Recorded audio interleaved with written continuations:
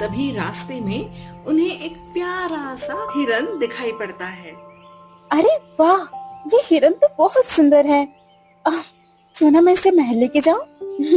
पिताजी इस हिरन को देख के जरूर बहुत खुश होंगे। आह, अरे ये हिरन तो चलता ही जा रहा है। जल्दी से मुझे इसे पकड़ के ले जाना होगा, नहीं तो ये भाग जाएगा।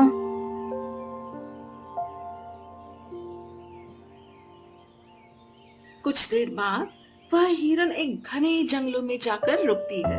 राजकुमारी उस हिरन के पीछे चलते चलते काफी घने जंगलों में आ जाती है।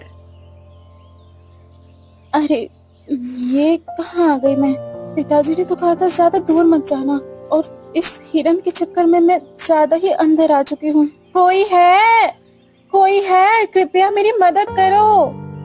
राजकुमारी को अब बहुत डर लगने लगा था।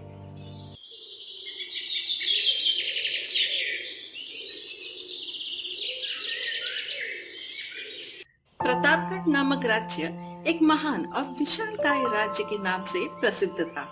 इस राज्य के शासक राजा रघुराज प्रताप द्वारा किया जाता था।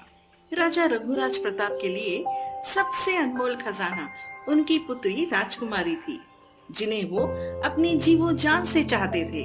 राजकुमारी की सुंदरता की चर्चा दूर दूर तक फैली हुई थी। राजा को अपनी पुत्री के विवाह के लिए एक सुशील और ईमानदार राजकुमार की खोज थी। इसी तरह एक दिन राजकुमारी अपने पिता राजा से कहती है, पिताजी, आपने हमारी जिंदगी में कभी भी किसी भी चीज की कमी महसूस नहीं होने दी। आप दुनिया के सबसे अच्छे पिताजी हैं। बेटी, भला इस संसार में कौन ऐसा पिता होगा जो अपने वंश के लिए न जीता हो। बेटी, तुम्हारी खुशी में ही तो मेरी खुशी झलकती है। पिताजी, बहुत दिन से मेरा मन कर रहा है कि जंगल में जाके सुंदर सुंदर फूलों और बगीचों का आनंद उठाया जाए। वैसे भी काफी वक्त हो चुका है कि मैं महल से बाहर गई हूँ, तो अगर आपको कोई दिक्कत ना हो तो क्या मैं जाके आ सकती हूँ? जैसी तुम्हारी मर्जी बेटी। मैं अभी मंत्री जी से कहकर रथ तैयार करवाता हूँ। बस बेटी, तुम अपना ख्याल रखना और समय से पहले वापस लौट आना। जी हाँ पिताजी, बिल्कुल सही वक्त में मैं महल लौट आऊंगी। ठीक है बेटी, मैं अभी मंत्री जी को बुलाता हूँ और तुम्हारे जंगलों में जाने की व्यवस्था करवाता हूँ। मंत्री जी कहाँ हो आप? जल्दी से मेरे पास आओ, मुझे आपसे जरूरी काम है।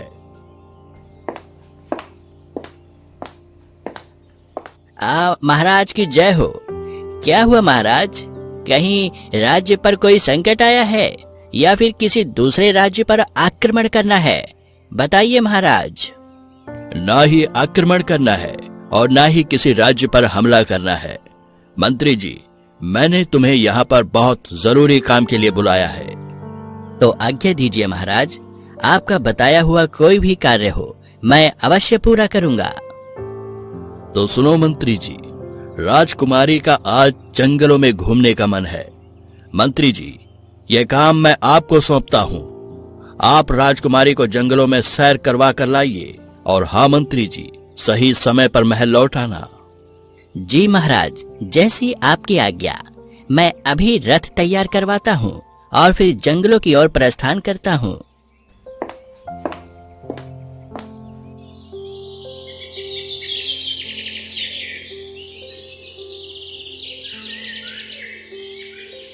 कुछ देर बाद मंत्री जंगल की यात्रा के लिए निकल जाते हैं।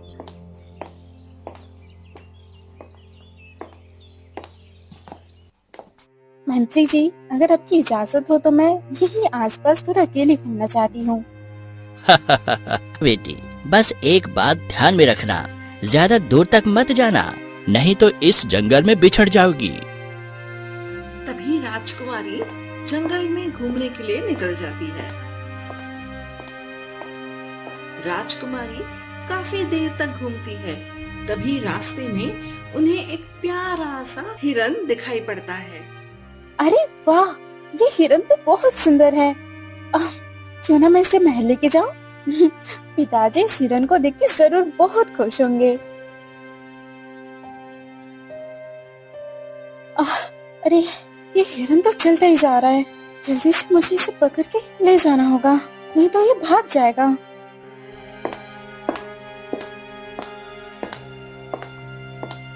कुछ देर बाद वह हिरन एक घने जंगलों में जाकर रुकती है। राजकुमारी उस हिरन के पीछे चलते चलते काफी घने जंगलों में आ जाती है। अरे ये कहाँ आ गई मैं? पिताजी ने तो कहा था ज्यादा दूर मत जाना, और इस हिरन के चक्कर में मैं ज्यादा ही अंदर आ चुकी हूँ। कोई है, कृपया मेरी मदद करो। राजकुमारी को अब बहुत डर लगने लगा था, इसीलिए वह मदद के लिए चीख रही थी। तभी अचानक से एक प्रकाश उत्पन्न होता है और राजकुमारी और हिरन दोनों उस प्रकाश में समा जाते हैं और वहां से गायब हो जाते हैं।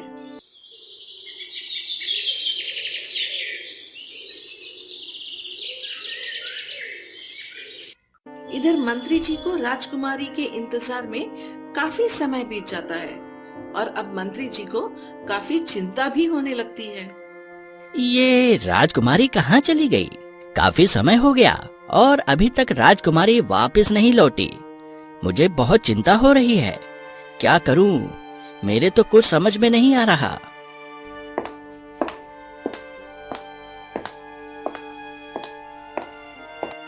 राजकुमारी जी, कहाँ है आप? राजकुमारी, कृपया आवाज दीजिए। आप जहाँ भी हो वापस आइए, हमें महल को भी जाना है। काफी टाइम हो गया है। राजकुमारी जी, कहाँ है आप? मंत्री जी राजकुमारी को काफी देर तक ढूंढते हैं, लेकिन उन्हें राजकुमारी कहीं नहीं दिखाई देती। हे भगवान, न जाने ये राजकुमारी इस जंगल में कहाँ गुम हो गई। काफी देर से ढूंढ रहा हूँ, लेकिन राजकुमारी कहीं नजर ही नहीं आ रही। अब मैं महाराज को कौन सा मुंह दिखाऊंगा? महाराज तो मुझे फांसी पर चढ़ा देंगे।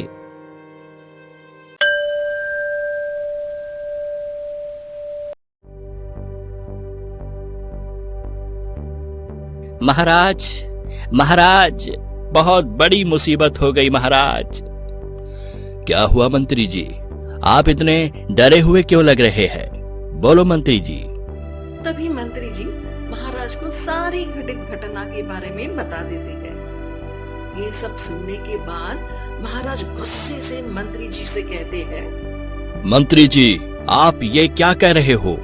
मैंने तुम्हें कितनी बार समझाया था कि तुम राजकुमारी का ख्याल रखना, लेकिन तुम इतने बेहुदे कैसे हो सकते हो? पता नहीं मेरी पुत्री कहाँ और किस हाल में होगी। हे भगवान, मेरी ही गलती है जो मैंने उसे जंगलों में जाने के लिए इजाजत दे दिया। मंत्री जी, मैं तुम्हें 1 हफ्ते का समय देता हूँ। मुझे मेरी पुत्री चाहिए तो चाहिए, मैं कुछ नहीं जानता, वरना मैं तुम्हें फांसी पर चढ़ा दूंगा।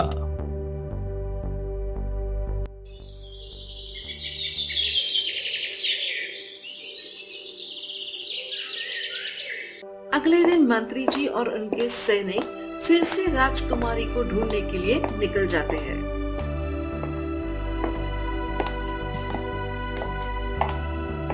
मंत्री जी और उनके सैनिक राजकुमारी को सभी जगह ढूंढते हैं, लेकिन राजकुमारी कहीं नहीं मिलती। और फिर मंत्री जी और उनके सैनिक निराश होकर वापस महल लौट जाते हैं। आइए मंत्री जी, आइए। क्या हुआ मंत्री जी? कुछ पता चला मेरी राजकुमारी के बारे में? बोलो मंत्री जी। महाराज, हमने राजकुमारी को कोना कोना ढूंढ लिया, लेकिन राजकुमारी कहीं दिखी नहीं। कहीं नहीं दिखी? तो तुम वापस महल क्यों आए? मैंने तुम्हें कहा था ना कि तुम महल वापस आना तो राजकुमारी को लेकर आना, वरना मैं तुम्हें फांसी पर चढ़ा दूंगा। मंत्री जी, तुम मेरे सामने से दफा हो जाओ, नहीं तो मैं अभी के अभी तुम्हारा सर धड़ से अलग कर दूंगा। महाराज, मुझे माफ कर दीजिए।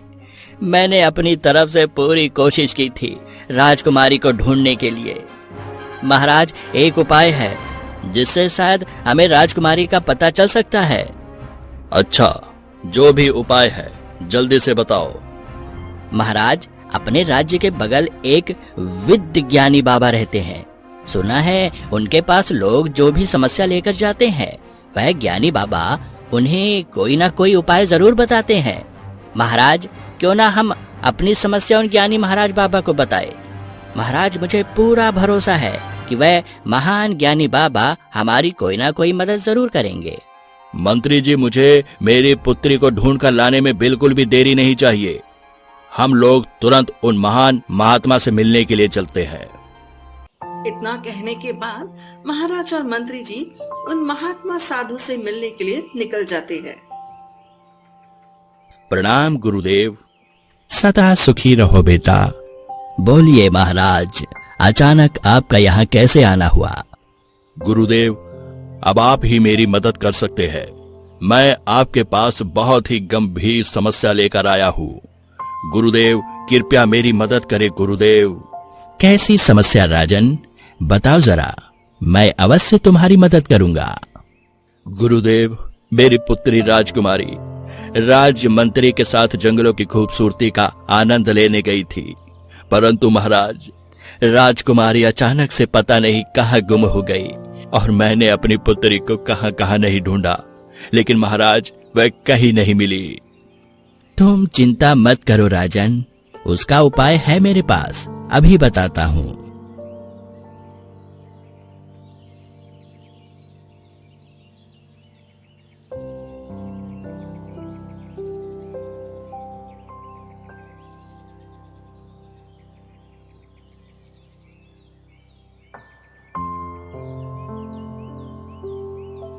राजन, आपकी पुत्री जिस जंगल में सैर करने के लिए गई थी, वहीं जंगलों के बीच एक विशाल काय गुफा में एक दुष्ट तांत्रिक ने कैद कर रखा है उसे। राजन, उस गुफा का द्वार सिर्फ अमावस्या के दिन ही खुलता है, लेकिन उस द्वार के अंदर तुम तभी प्रवेश कर पाओगे जब तुम्हारे पास वह लाल चमकता हुआ हीरा रहेगा। ठीक है गुरुदेव, मैं जाऊंगा उस गुफा में। अपनी पुत्री को बचाने के लिए मैं किसी भी चुनौतियों का सामना कर सकता हूँ। महाराज, बस आप मुझे वह लाल हीरे के बारे में बता दीजिए कि वह लाल हीरा कहाँ पर मुझे मिलेगा। ठीक है, तो मेरी बात ध्यान से सुनो राजन। उस अमावस्या के दिन उस गुफा के ठीक बाहर खड़े एक मायावी हिरन पर सूर्य की किरणें उस हिरन के ऊपर पड़ती हैं। ठीक उसी समय वह लाल हीरा उस मायावी हिरन के मुख से निकलेगा। तभी तुम चुपके से उस हीरे को जल्दी से उठा लेना। जैसे ही तुम उस लाल हीरे को उठाओगे, वैसे ही स्वयं वह गुफा का द्वार खुल जाएगा। उसके बाद उस हीरे को तुम गुफा में लेकर जाना। गुफा में बैठा वो तांत्रिक जैसे ही तुम्हें नजर आए, उस हीरे को तुम उसके सामने कर देना। उस हीरे की रोशनी जैसे ही उस तांत्रिक पर पड़ेगी, वह तांत्रिक मर जाएगा। आपका बहुत बहुत धन्यवाद महाराज। आपने जैसा कहा मैं बिल्कुल वैसा ही करूंगा। ऐसा कहकर राजा साहब और वह मंत्री दोनों लोग महल लौट जाते हैं।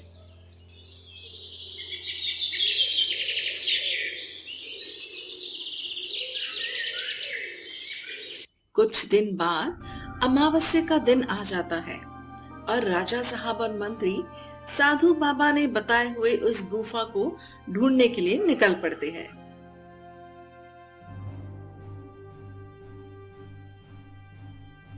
काफी समय बाद उन्हें वह गुफा मिल जाती है और राजा साहब को वो मायावी हिरन गुफा के बाहर ही दिख जाता है। मंत्री जी, साधु बाबा ने जैसा कहा था, ये तो ठीक वही हिरन दिखता है।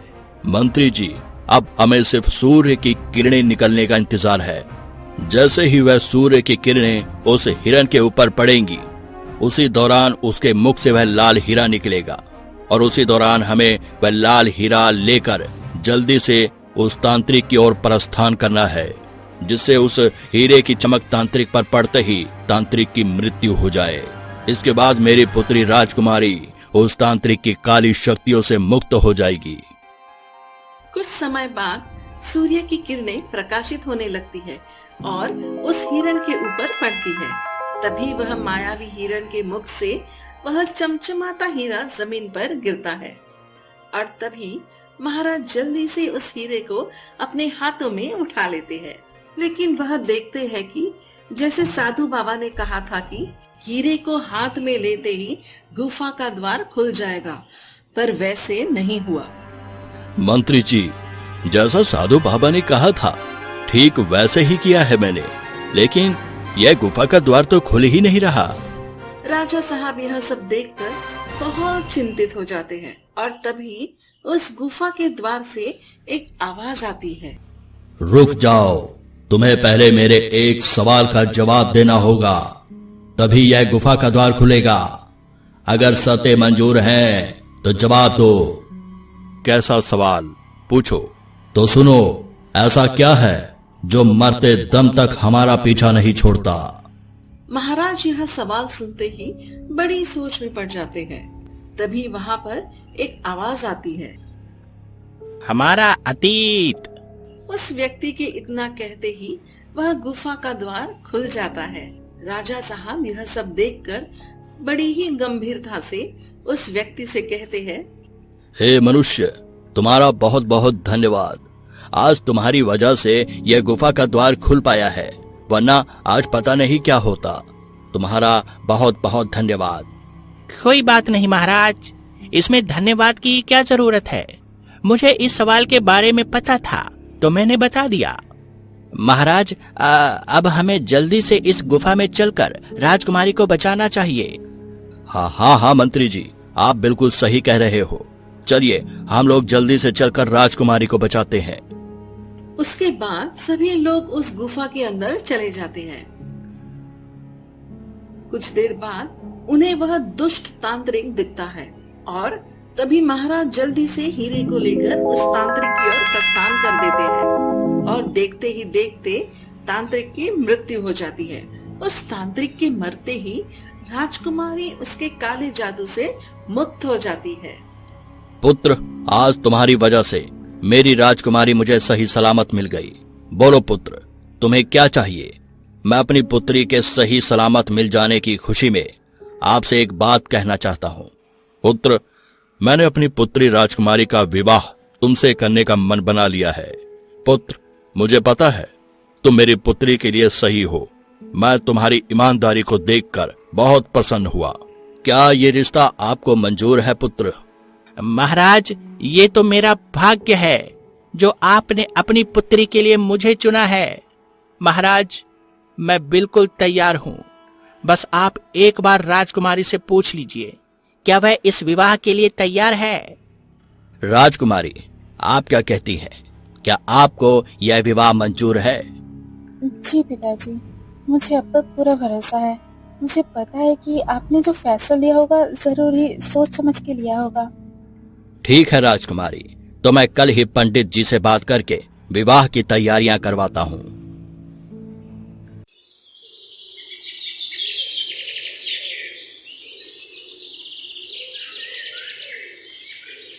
अगले दिन महाराज बड़ी ही धूमधाम से राजकुमारी का विवाह उस आकर्षक युवक से करा देते हैं।